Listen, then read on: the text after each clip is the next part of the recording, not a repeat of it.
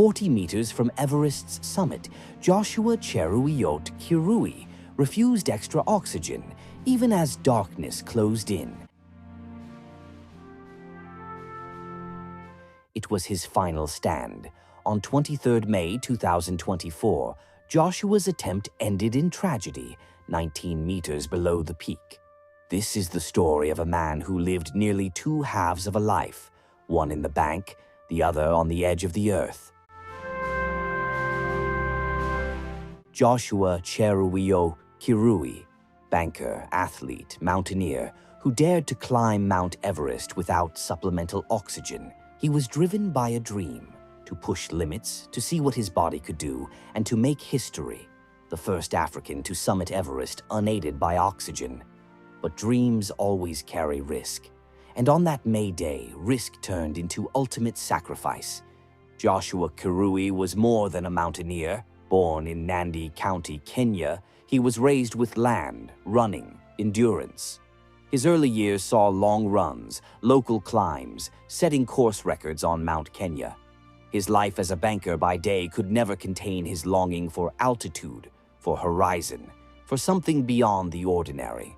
Over the years, he built a reputation: ultramarathons, speed climbs of Mount Kenya, Manaslu without supplemental oxygen, September 2023, a feat few attempt and fewer complete.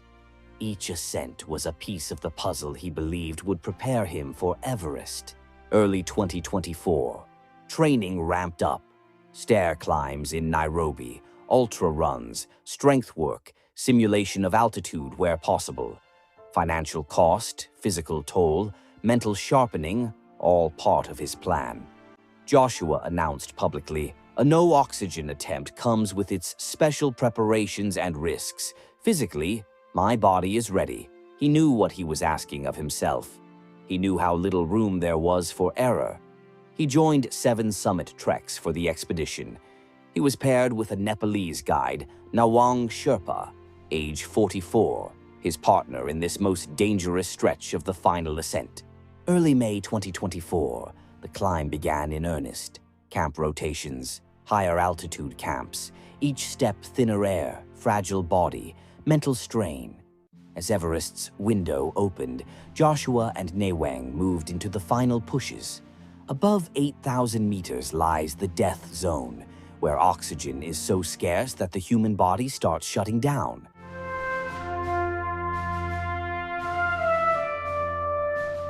On one of the last radio contacts, Nawang reported that Joshua showed abnormal behavior and refused to return, even refused some bottled oxygen. Concerned voices from base camp, warnings. Still, Joshua pressed on. The weather on Everest can shift in minutes. Winds howl, cold bites, snow drifts, visibility drops.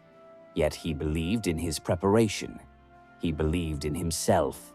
On 22nd May 2024, Joshua and Nawang made their assault on the summit. High above 8,800 meters, the air is skeletal.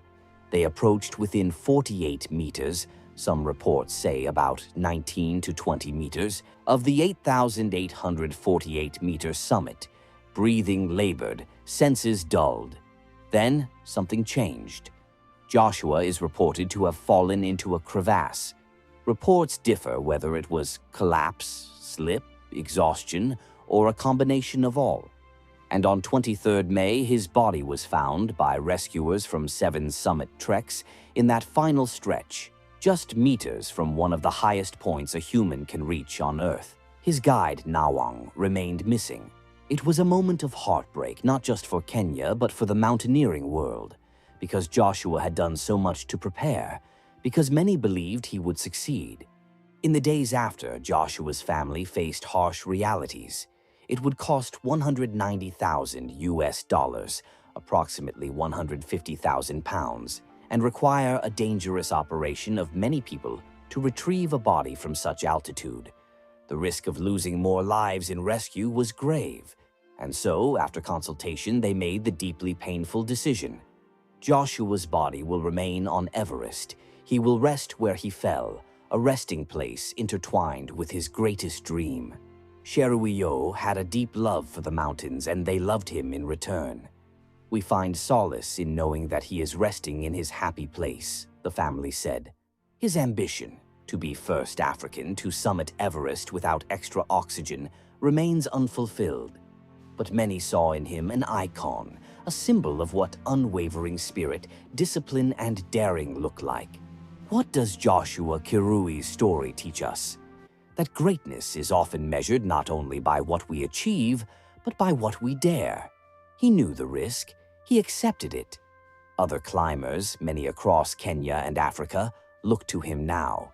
He inspires by example, the relentless pursuit, the man who by day handled financial spreadsheets, by night dreamt of summits. Everest demands respect. Every oxygen-starved breath, every misstep carries weight. Joshua's attempt without oxygen reminds us, pushing limits can be beautiful, but it comes with truths we don't always want to face. Joshua Cheruiyot Kirui didn't reach the summit without oxygen, but he reached something far deeper: courage, resolve, the power of a dream. He rose in our hearts. Let his life not be defined by how it ended, but by how fully he tried. Let his story remind us to dream, to prepare, and to carry risk with humility. Because in the end, it is not just about reaching the top. It is about what we discover on the way up. About our strength, our limits, our heart. I hope you will enjoy this informative video. Kindly share this video and subscribe our channel for more interesting informative documentaries.